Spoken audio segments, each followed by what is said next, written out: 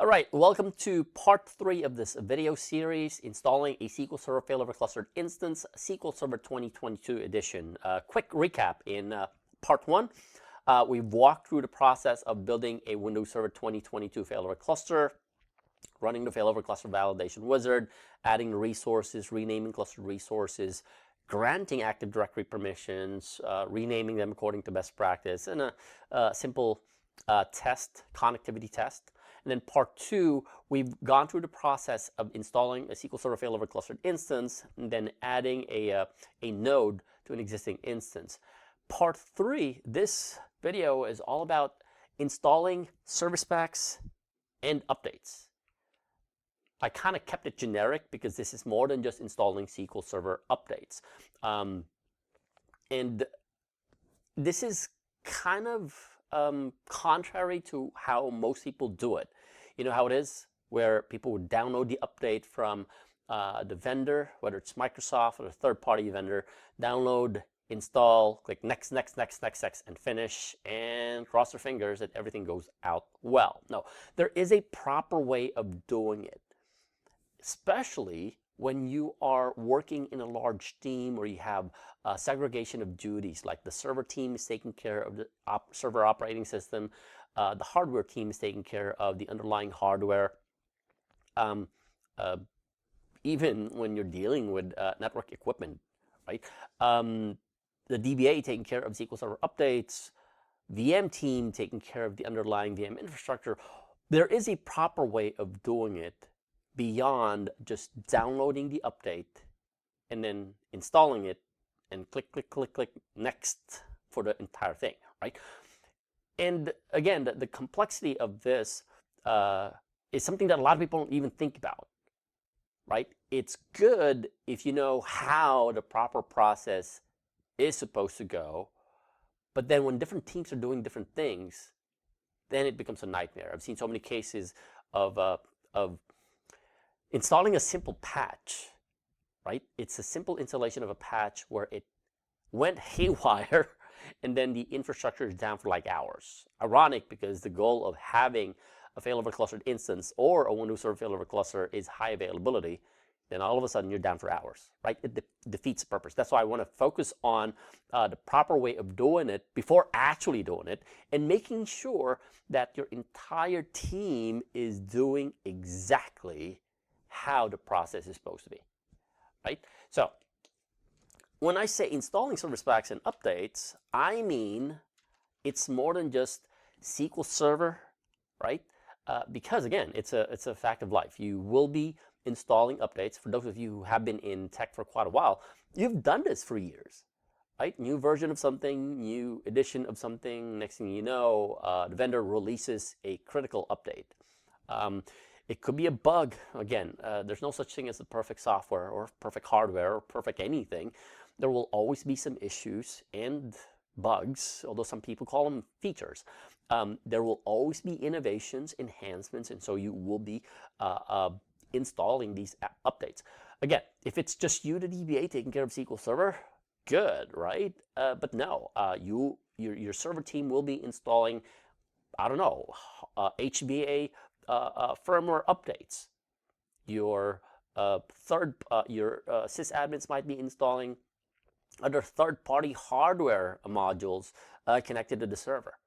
Your antivirus team might be deploying stuff on your servers, and unless they understand how it needs to be done, everybody will be doing it. In fact, every time I focus on this portion of the management and operation of failover clusters, I make sure within my customers to bring everybody involved in operations so that everybody's on the same page, right? It's not just the DBAs, it's not just the sysadmins, but everybody who will be interacting with this infrastructure moving forward. They need to be on the same page with everything, right?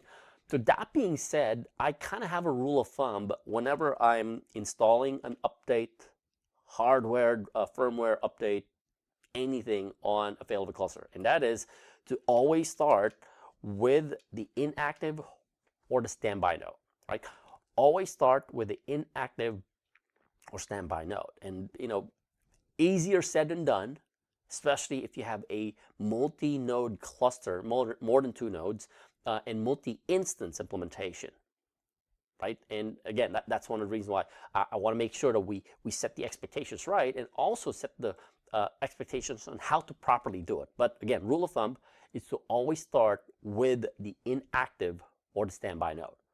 So let's have a look at this infrastructure where we have a 3-node failover cluster with a single SQL Server instance. I mean, I'm just using this as an example. It's an overkill as far as I'm concerned, because you could do this with a 2-node failover cluster. It's an overkill, but I've seen it, right? I've seen it out in the field. So again, going back to the rule of thumb, if your SQL Server failover clustered instance is running, for instance, on TDP RD081, 82 and 83 are inactive, or they're standby. So you can pick between either 82 or 83 to install the update first. But again, it's more than just running the update, clicking next, next, next, next, next, and finish to install the update. It's more than that, okay? So first thing that you need to do is to remove that node that you are going to patch from the list of possible owners, right? Removing this from the list of possible owners. I'm going to show you how to do this later, but keep in mind though,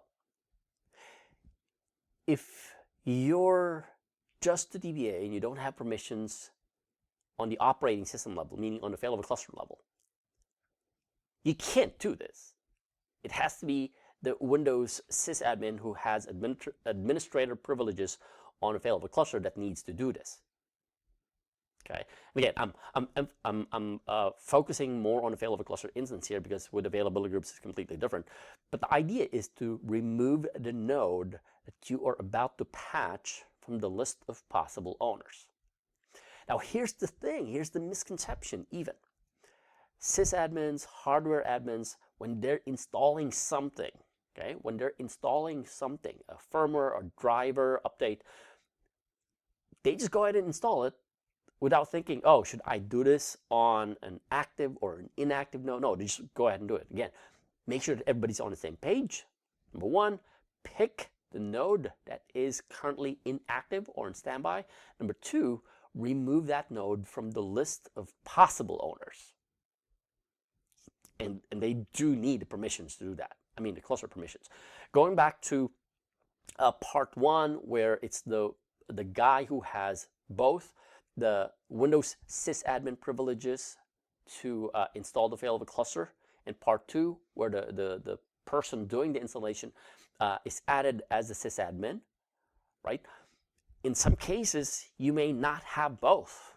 You're just a DBA, again, you don't have sysadmin privileges on the operating system. So the person doing this needs to have the privileges, okay?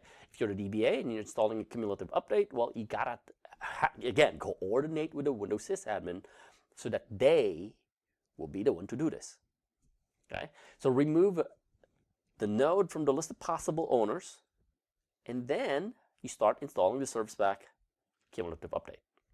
And again, crossing your fingers that everything works.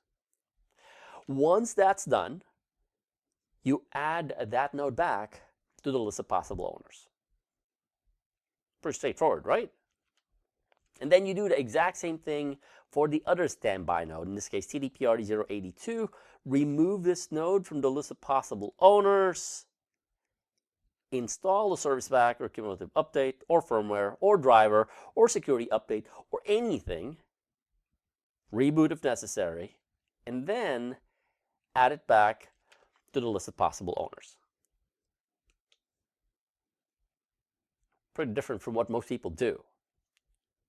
Most people just, again, download the update, install, next, next, next, and finish. No, this is how you're supposed to be doing it. And again, emphasizing permissions, what types of updates are you doing, and also the proper way of doing it. But at this point, keep in mind, at this point, we haven't really taken a SQL Server failover clustered instance offline. At this point, we've patched, we've updated TDP-RD082 and TDP-RD083. Now, if these were security updates or Windows security updates, no big deal, just failover, right? If these were hardware updates, firmware drivers or firmwares or drivers, no big deal, failover, that's done. Okay. Once all of the standby nodes are already updated, rebooted, you've done what you're supposed to be, what you're supposed to be doing, is when you initiate a failover. Okay, this is when you initiate a failover, and you don't just initiate a failover. You wait for a maintenance window, because again, you can patch these inactive nodes if you want any time of the week, so long as, of course, you're making sure that nothing unexpected happens. Although it's ideal if you can request for a maintenance window, but you wait for a maintenance window until you decide, I want to failover. Now, this is the only time that the SQL Server failover clustered instance and the databases in the instance will go offline. That's the beauty of having a highly available infrastructure. You've already done the maintenance on the standby, but this is the first time that your instance and the databases in that instance will be taken offline. Okay. Then you move SQL Server and fail it over to any of the updated nodes. Now, like I said, if this was a Windows update, no big deal.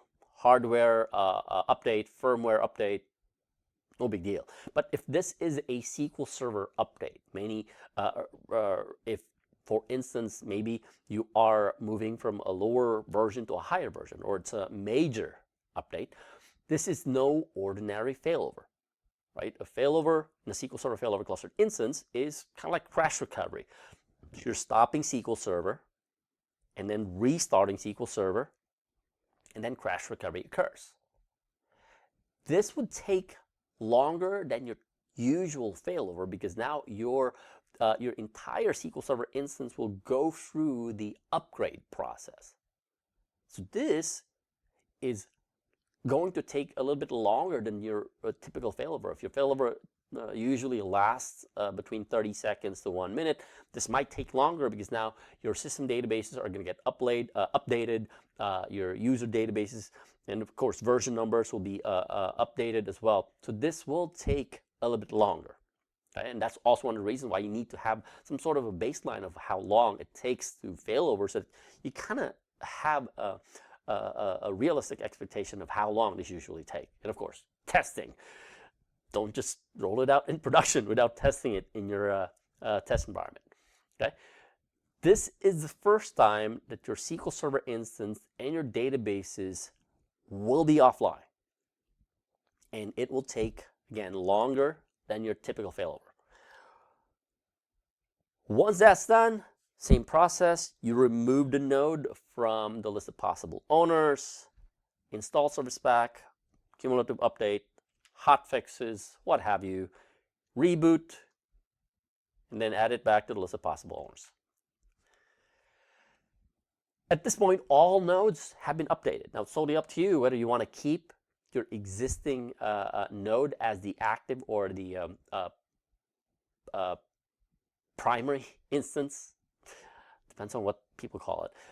If you want to keep it there, or you want to fail it back. Although in my case, I'd rather keep it there and just wait for the next maintenance window to move it back. Some people, well, they want to stick to how they started, so they would just go ahead and move SQL Server back to the original node. Again, totally up to you. The process is pretty straightforward, but it involves a lot of steps, right? Picking the inactive node, remove the node from the list of possible owners, install the update, reboot, add it back to the list of possible owners.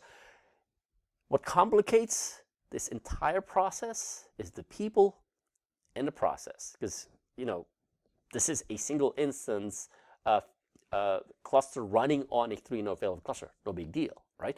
But what if you have a 3-node Windows Server failover cluster running a 3-instance SQL Server failover cluster instance? Every single node is currently active, right? Like 81 is the primary for this instance, and then 82 could be the primary for the other instance, a named instance, and so on and so forth.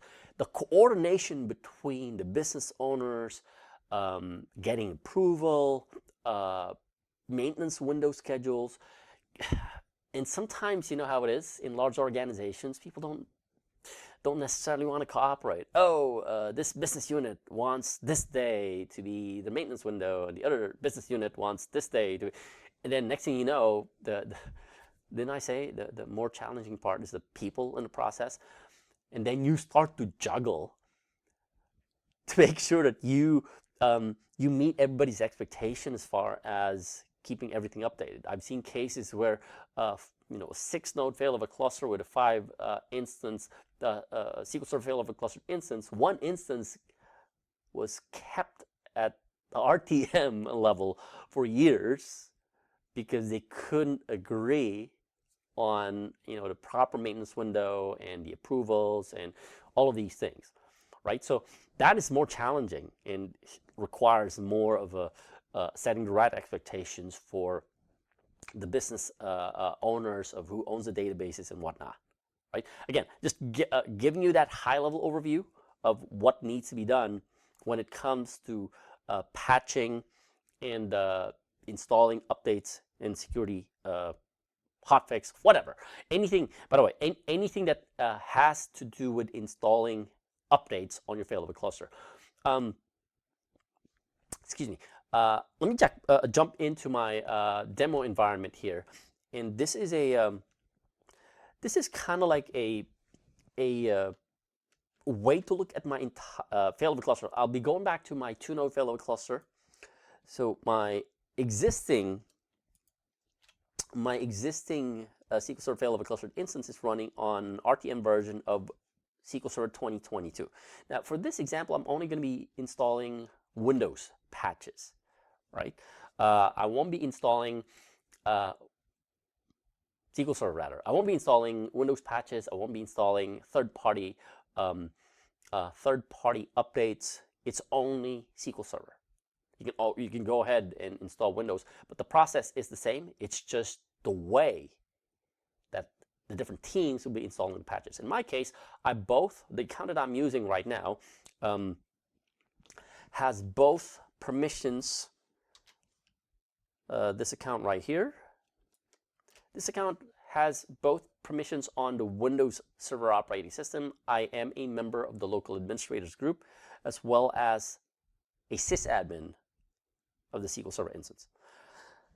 Current node is TDPRD082, and I got like 2 nodes. Okay, our goal is to install the SQL Server update for SQL Server 2022. Okay, so let me jump into my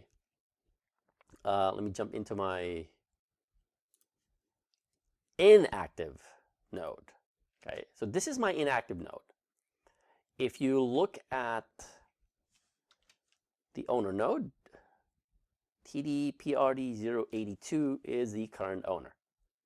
So I'm going to install the patch in here, and again, just making sure that I'm actually in the right machine. Yes, this is my standby node, so I'm going to start the installation from here.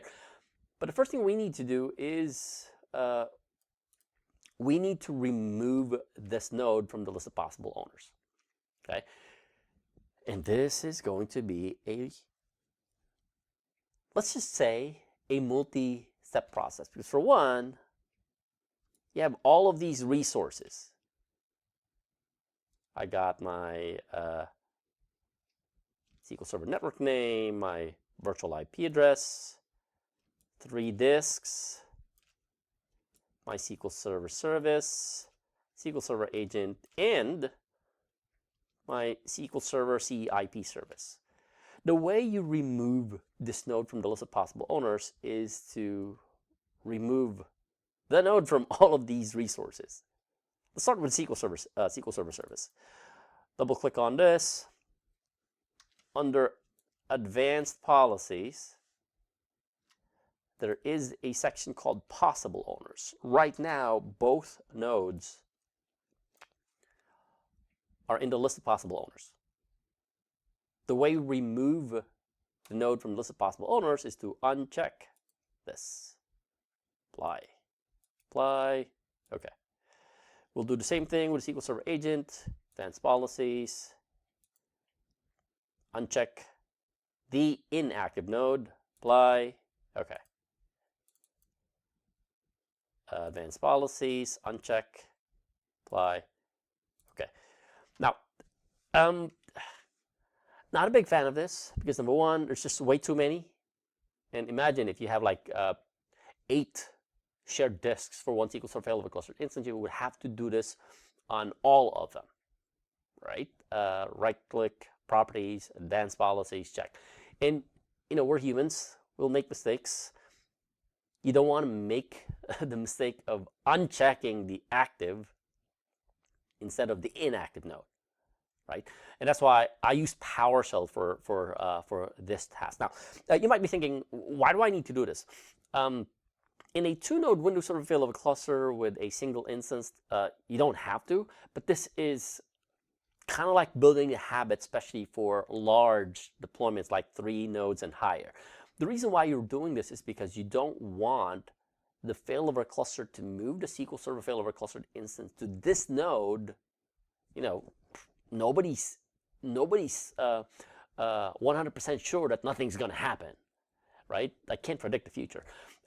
So while you're patching the inactive node, you don't want the failover clustered instance to move to that node while you're patching it, because otherwise, well, the cluster failed over to that node, you're patching it, it's not happening, it failed it back, if you have failback configured, but then there's something wrong, that it starts doing this ping pong failover, and then all of a sudden, if it exceeds the maximum threshold, it will take the failover clustered instance offline, right? You're simply removing that node so that the failover cluster does not fail over the SQL Server failover clustered instance to that node while you're doing the maintenance. And again, in a 2-node cluster, no big deal. You don't even have to do this. But it's building the habit so that when you start doing it in a larger implementations like 3-node and higher, then it becomes a part of your operations procedure, right?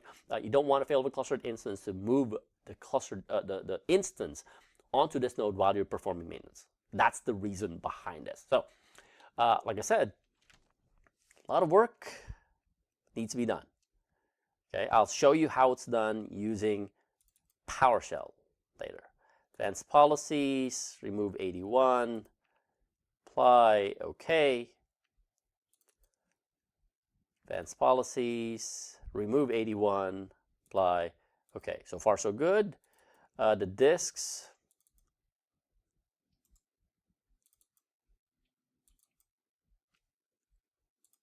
See that? Well, so long as all of these have been removed into possible owners, we're good. So now we can go ahead and do the installation.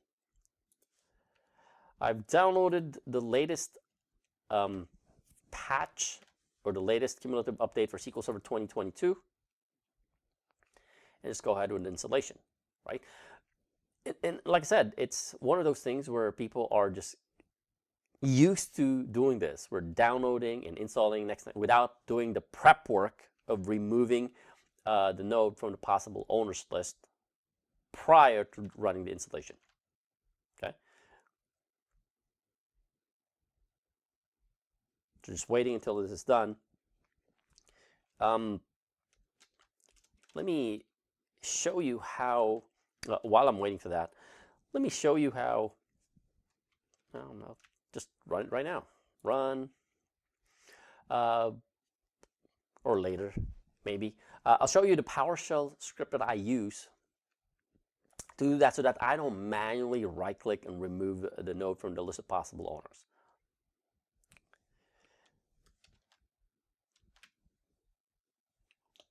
There we go. So I have here a list of PowerShell commands that I use. The first line over there is to get all the cluster resources where owner group, like SQL Server. This is for default instances, or not default instances, for groups rather that have SQL Server in the name. Notice that in the environment, there we go. Notice here that my name, or the way I name my SQL Server resources, start with SQL Server. Right? Standardizing on the name SQL Server. So I'm simply getting all of the resources inside this group. And that's what the first line there. Get cluster resource PowerShell commandlet where owner group like SQL Server. Okay. And then if you have stuff like analysis services in the mix, analysis services appear as a generic resource. So that's why I've included there, or resource types like generic service. Okay. Once, in the third line there, once you've gotten the list of resources for that specific owner group, or for the list of resources, is then you remove the node from the list of possible owners. My comment there is incorrect. Remove TDPRD081. So set cluster node TDPRD081 instead of TDPRD081 and 82. I'm going to show you how to do that later after we've done through the installation.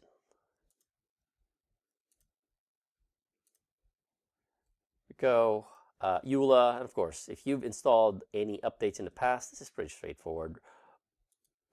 I'm on version 16.0.1000.6.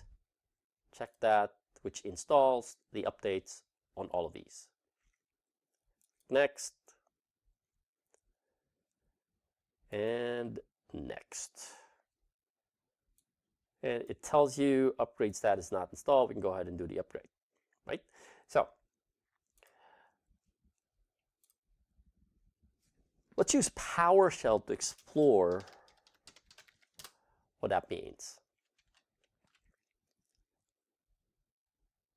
We're going to be displaying all of the clustered resources for owner group. For instance, get cluster resource.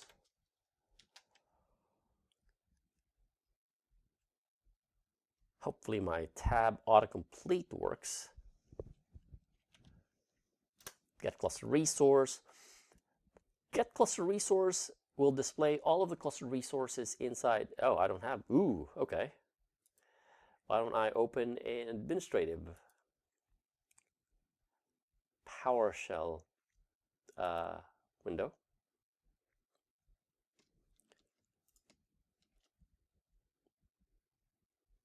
And run as administrator. And again, the account that I'm using is a member of the local administrators group. So I can go ahead and just do this. Get cluster resource.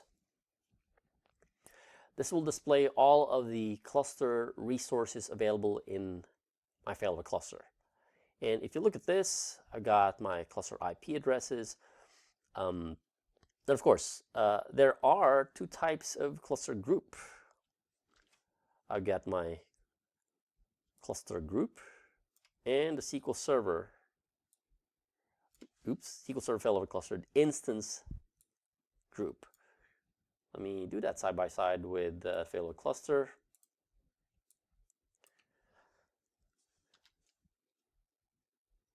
So this resource group is for this one. And I'm only concerned about these. I'm only concerned about the SQL IP address one, SQL network name, SQL Server, SQL agent, SQL Server CIP, and then SQL disk H, I, and J. I don't really care at this point about the witness, cluster IP, and cluster name, which are for the cluster group or the cluster core resources. Okay. Let's use the set cluster owner node as a command to change the list of possible owners. In this case, I'm only going to be setting it to TDPRD082 instead of TDPRD081. So let's do a get cluster resource, and we'll name this, we'll use this, because this is the name of my, or better yet,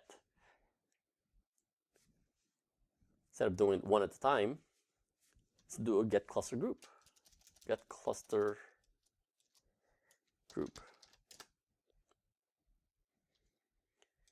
Get cluster group. SQL Server.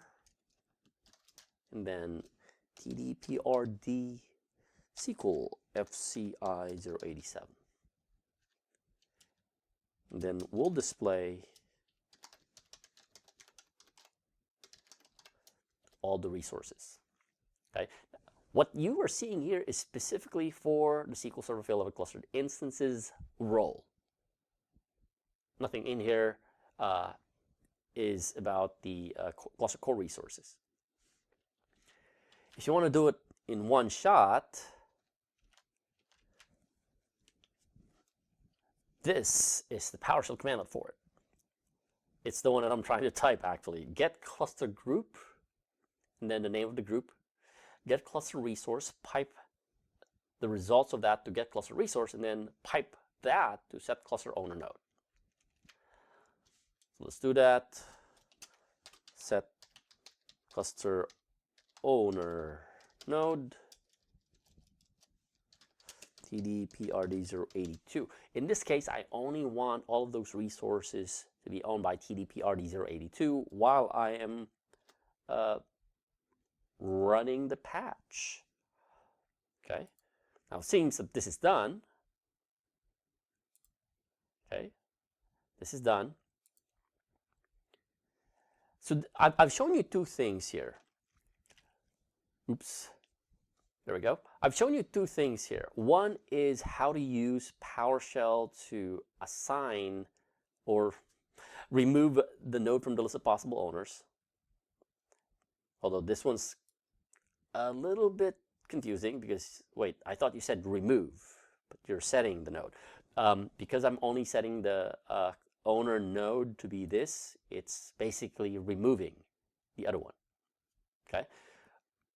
And that's how we start looking at this. Oh, you'll see this later once we do the failover and we install the other one. So now we've installed the update. It's done. Right? It's done. What we are going to do this time is to move this to TDPRD081. But before we do that, we have to add it back to the list of possible owners. 81 TDPRD082. We're missing a parameter here. Owner node TDPRD082. There we go. Ooh.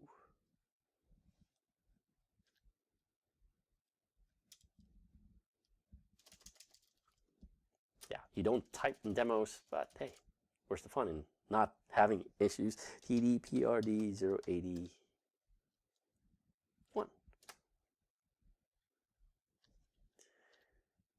or 82. Okay. Right. So you have that, and now you're ready.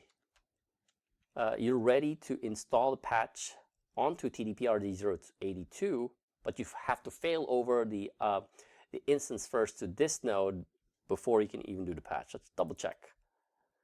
Advanced policy, so 81 is still not there. That, then instead of owner node, let's use owners. Wrong parameter. Right? So the PowerShell command here is we are grabbing all of the cluster resources from this group and then setting the owners to be TDPRD081 and TDPRD082.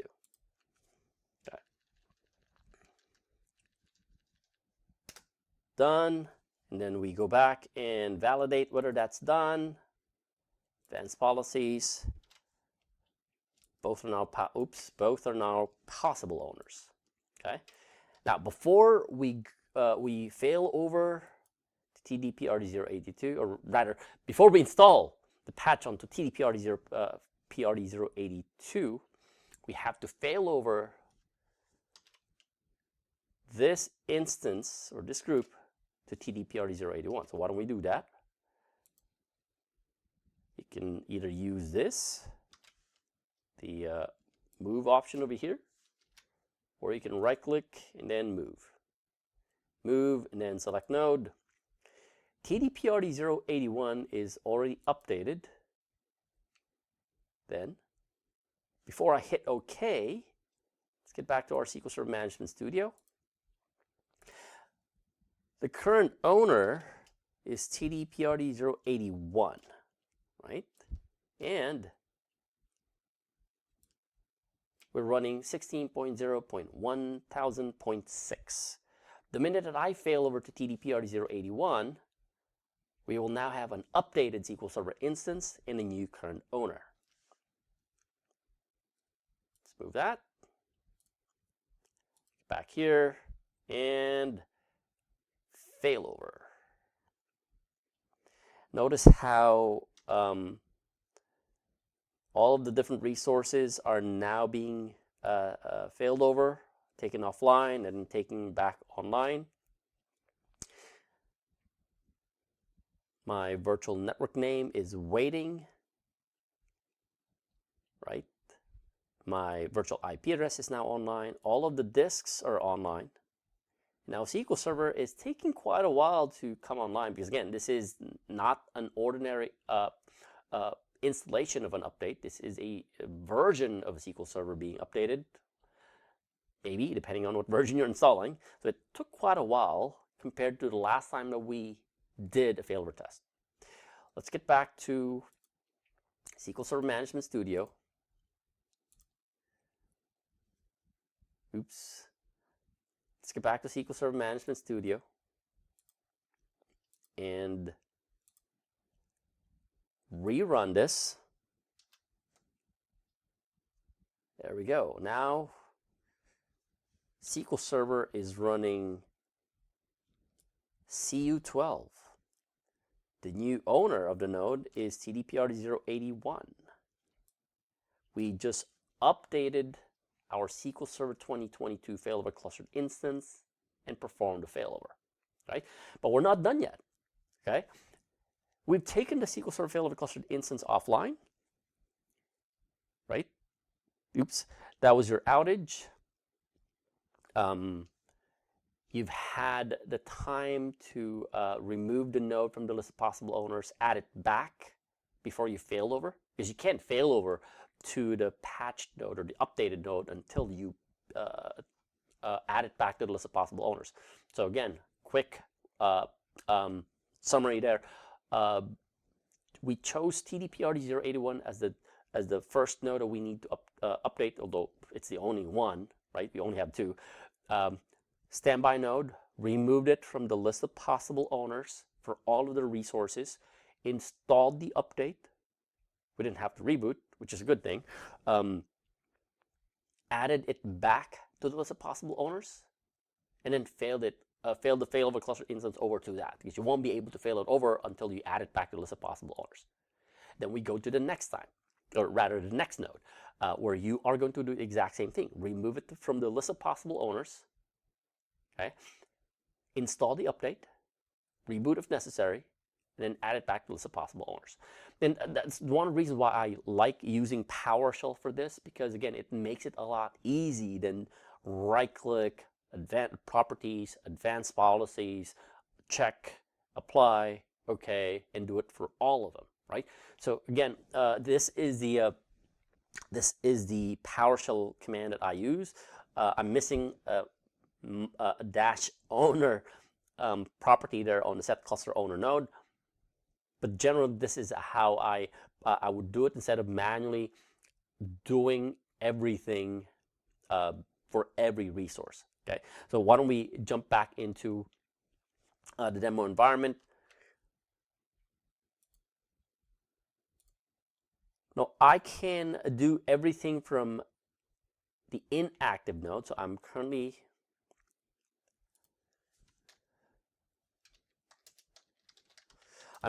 on my now inactive node, which was my primary node earlier. And we can go ahead and install the patch from here.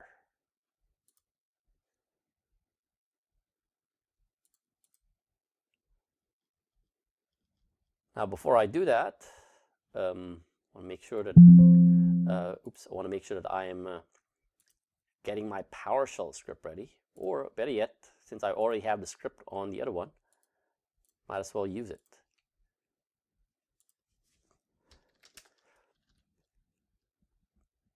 We are going to be patching TDP-RD082, so we're removing TDP-RD082 from the list of possible owners. Okay, and then double check. Right now, only TDP-RD081 is the possible owner. Okay, I did it on this node because I already have the script running, or I've already had the script in there. I just need to change it. So I can go back to the node that I want to patch,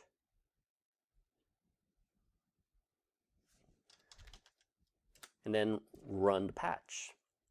Okay, it's following the same process where you're removing the node from the list of possible owners, installing the patch, reboot if necessary, and then added it back to the list of possible owners.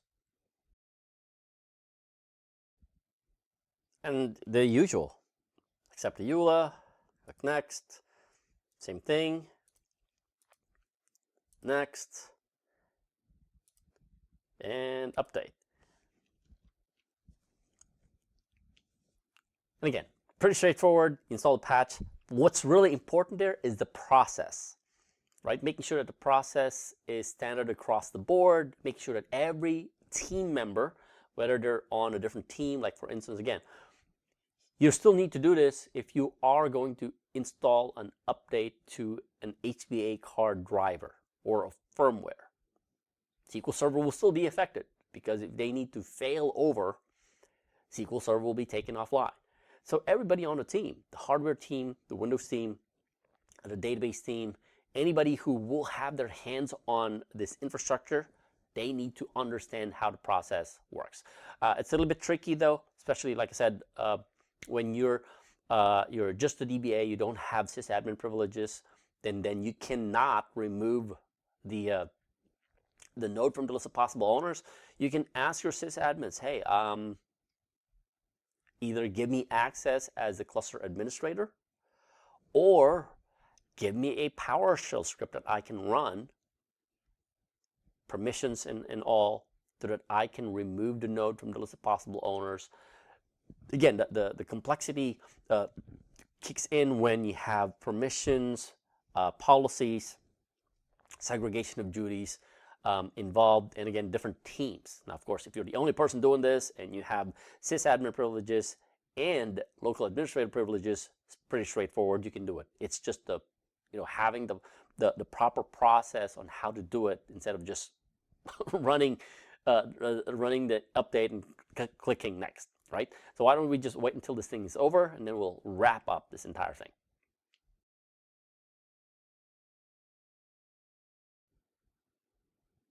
All right, so that wraps up the installation. But again, we're not done yet. Okay, having the patch installed doesn't mean it's over, right? Remember, you removed the node from the list of possible owners. You install the patch. Now we have to add it back. So let's go ahead and do that. But again, because I already have the script on the other node, I'll just use that instead. So I'll jump back into TDP-RD081. Let me close that. Jump back into TDP-RD081. Rerun this. But instead of just having TDP-RD081, I'll add TDP-RD082 in my set cluster owner node PowerShell command line. Then validating that I have both Every single one of those resources will have will now have both possible owners in the list. Oops. As well as my SQL Server service. There we go. Again, the beauty of automation using PowerShell. Right. So, quick wrap up. This is kind of like the end of the series where you have, of course, in this case, you can decide to move the failover clustered instance to the original node. Like in this example, TDPRD082, totally up to you. In my case, I just wait until the next maintenance window because I don't want to, for one, typically I would do this on a maintenance window, weekend, or anytime I get a maintenance window approved, and I don't want to be doing more. And keep in mind, a failover is another outage. It will take some time. I'll just leave it there and wait until the next maintenance window before I move it back. Again, this all depends on your process, right? The important thing here is about your internal process, following the right process, the right steps, okay? And I know I spent a lot of time on this, even though it's as simple as installing an update. Sure, it's as simple as installing an update, but you don't want to be in a situation where when things go south, you don't have a rollback plan. That's much worse, right? Just to wrap up, part one, we've covered how to build a failover cluster, Windows Server 2022 failover cluster, running failover cluster validation, creating the cluster, configuring the resources, and then part two is all about installing SQL Server failover clustered instance and then adding a node. Part three, this one, and this really does involve other people in other teams, especially in a large team, where everybody needs to know what they need to do. This is the proper way of doing it. And whether they're the sysadmin, cluster admin, hardware admin, they need to do it properly.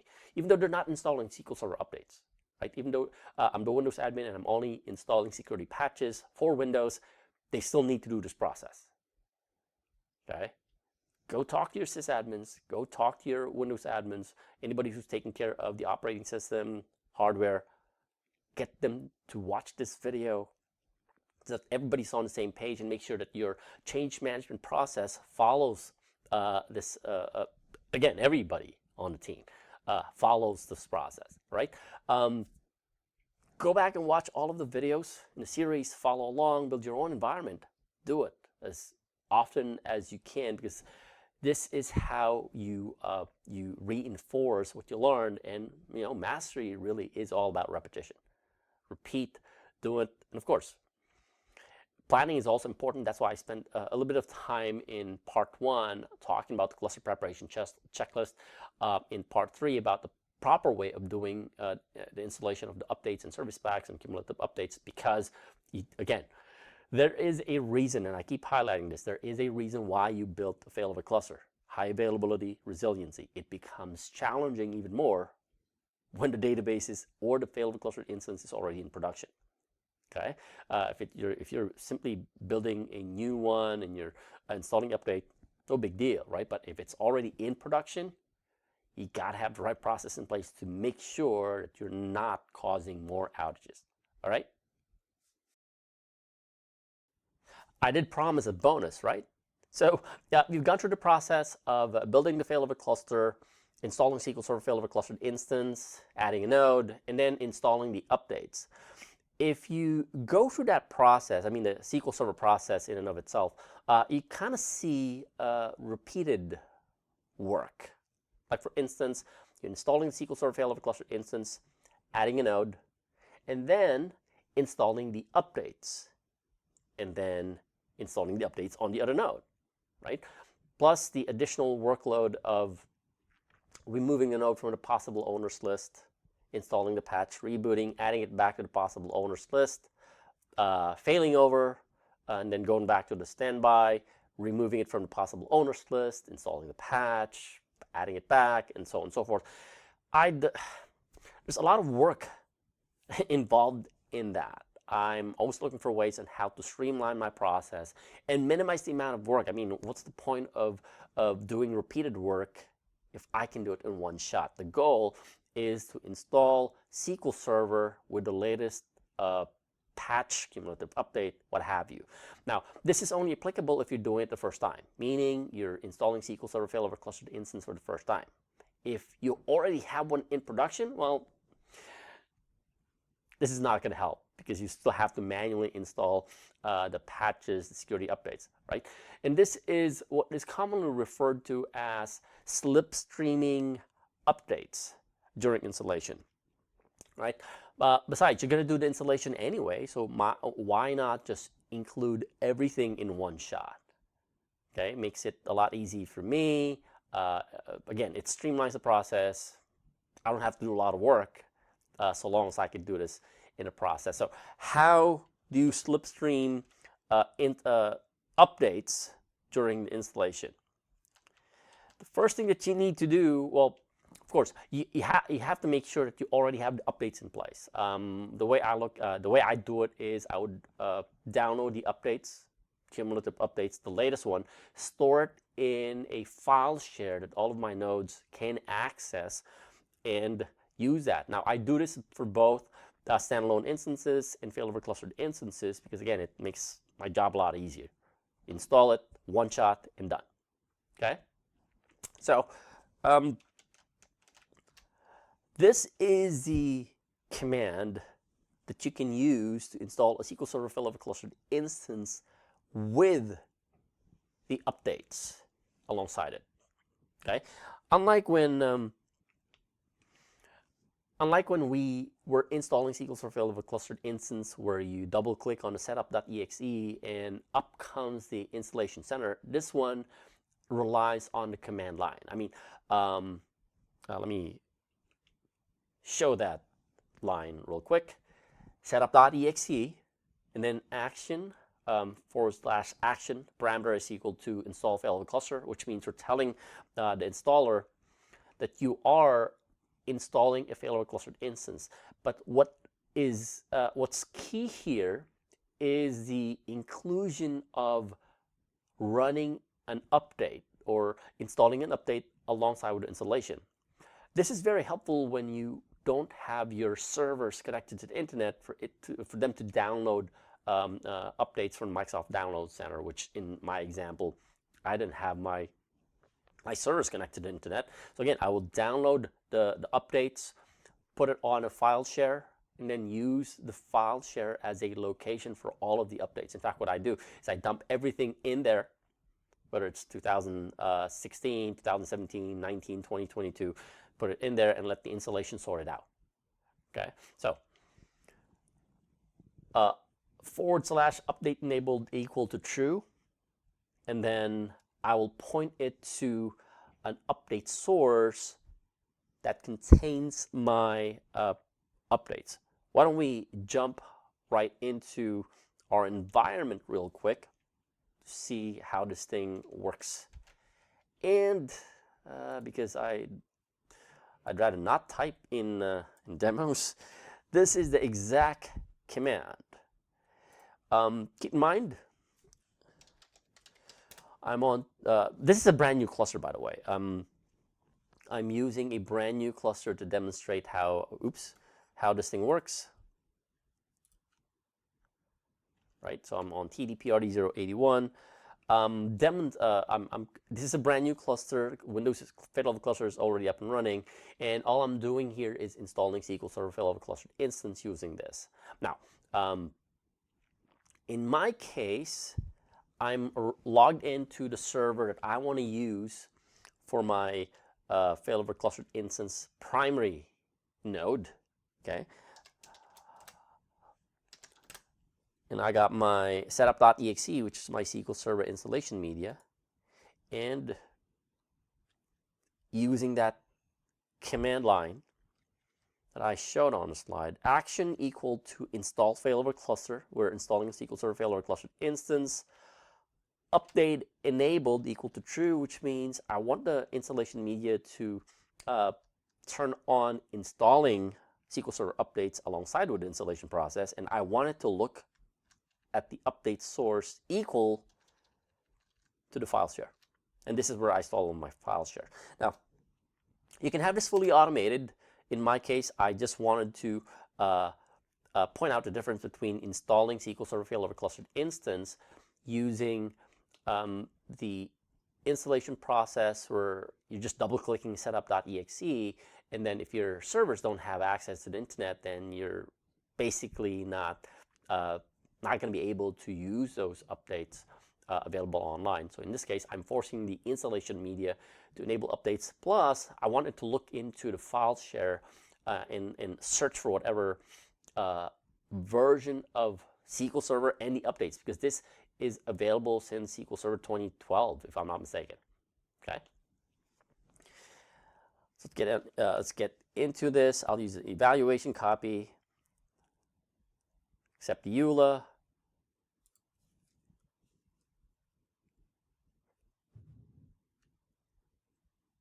And I could choose not to check this, but if I click next, notice that it actually has the hotfix, right? It is, well, let me zoom it. There we go. Notice that I did not, let me backtrack. One dialog box. Notice I did not check the use Microsoft update to check for updates checkbox. Yet when I click on next, it actually sees that there is a hotfix pack. This was the one that I stored in this folder, the one that I provided in the command. Okay, and like I said, this makes it easy for me to install it because I'm only going to do it in one shot, meaning install SQL Server and the update as well as part of the installation process, rather than doing it separately. Saves me time and effort doing it, right? And again, you're forcing the SQL Server installation media to look at this folder for whatever update is in there. And of course, if you want to install the latest update, make sure that you have the latest update in there. Otherwise, whatever is in there, or if it couldn't find anything, it's not going to install anything. Okay, click next. And same thing, it is going to do basically everything that you will be doing as far as installing SQL Server Failover Clustered Instance is concerned with the graphical user interface.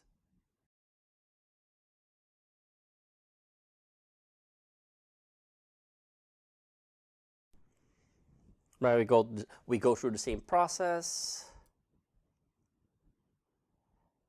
Install the database engine service. Providing a SQL Server network name. Of course, this is a new SQL Server Failover Clustered Instance, so I'm going to be using a completely new SQL Server Failover Cluster virtual network name.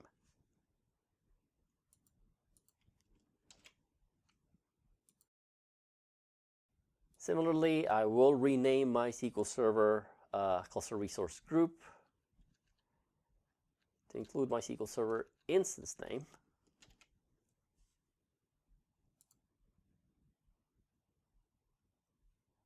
I'll select all disks.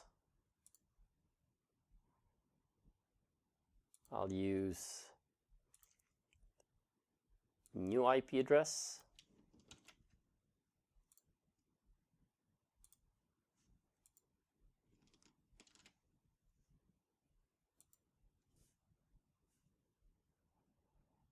Make sure the grant perform volume maintenance tasks is checked. SQL Server service. I'll add my domain account as one of the sysadmins, my data directories, bay, h, I, and j. We'll keep tempdb in the shared drive as well. And the thing about this is when you scroll through the summary,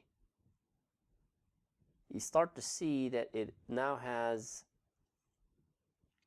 the version number of the product update.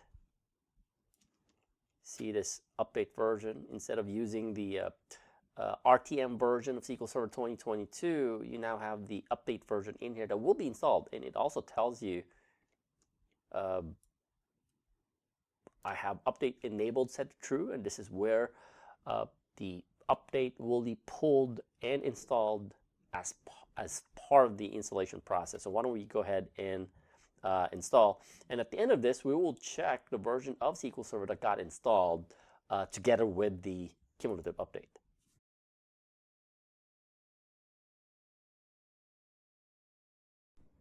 And there you have it, SQL Server installation complete. But more than just installing SQL Server, the patch has been included as part of it. Let me jump into my my other machine, run SQL Server Management Studio, and I already got it set up to connect to the SQL Server instance. Of course, using my domain account, the one that I just added as a sysadmin into the SQL Server instance.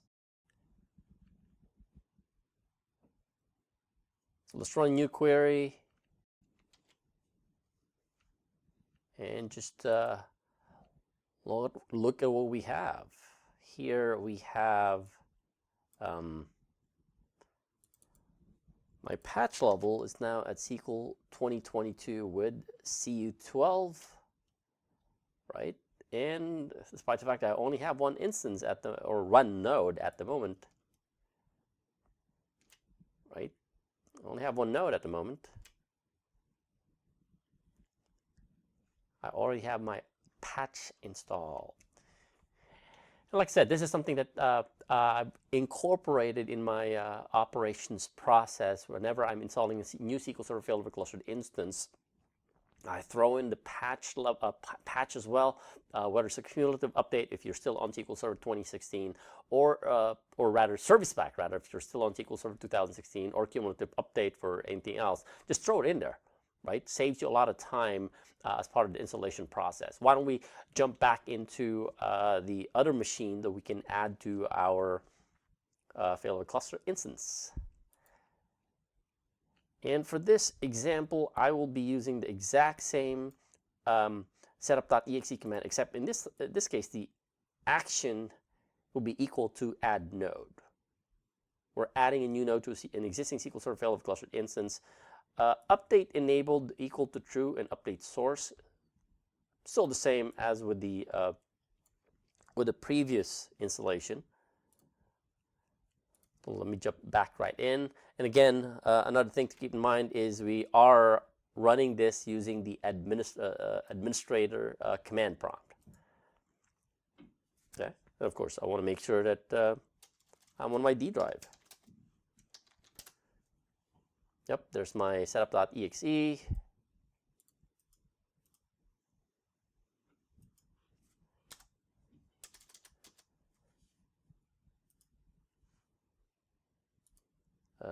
Copy that once more.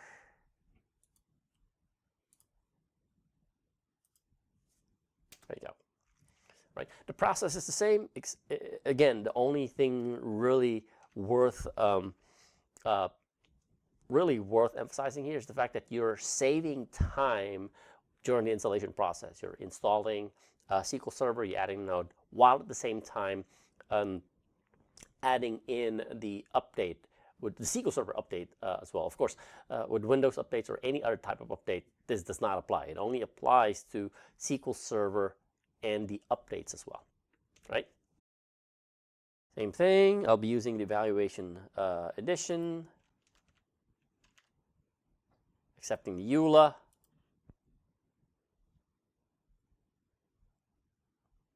And even if I don't check the use Microsoft Update to check for updates checkbox, it picks up on the hotfix and says the KB number.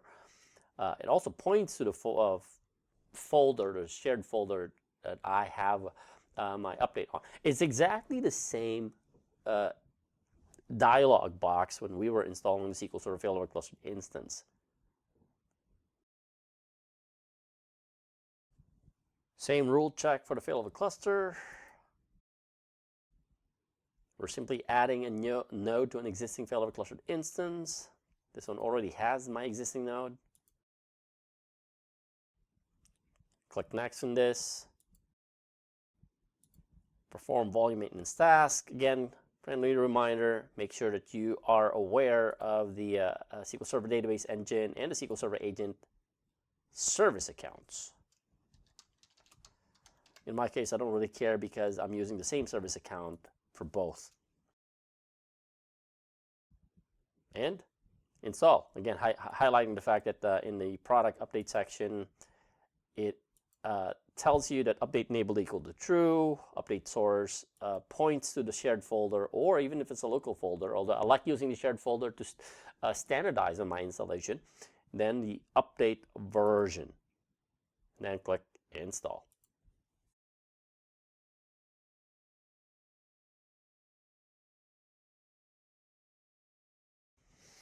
And there you have it. SQL Server has been installed, node added to an existing failover clustered instance together with the update that we slipstreamed. Why don't we go back to SQL Server Management Studio and check. Rerunning this. Now we've got 2 nodes in our SQL Server failover clustered instance. Well, we got our 2 nodes. Current node is TDPRD041. And you can test failover and failback at this point. Again, the goal is to minimize the time it takes for you to do the installation, install the update, and just do it in one shot. By the way, if you're looking at that command that I used for adding a node to a SQL Server failover clustered instance, it's there. It's running setup.exe, passing it the parameters you need for adding the node, turning on updates, and providing the source for where those updates are available. Okay, so that wraps this all up. Again, make sure that you include this as part of your installation process so you can minimize the amount of time. I mean, I didn't have to remove the node from the possible owners list. I didn't have to add it back. I didn't have to do all of that, right? Again, only applicable if you're doing installation for the first time. But if you already have something in production, you don't have a choice but to do what I covered in installing a SQL Server update. Right? Again, include this as part of your operational process. Streamline it, standardize it, make your life easy. Again, go watch the entire 3-part series on installing and configuring a SQL Server failover clustered instance. And if you have any questions, feel free to reach out.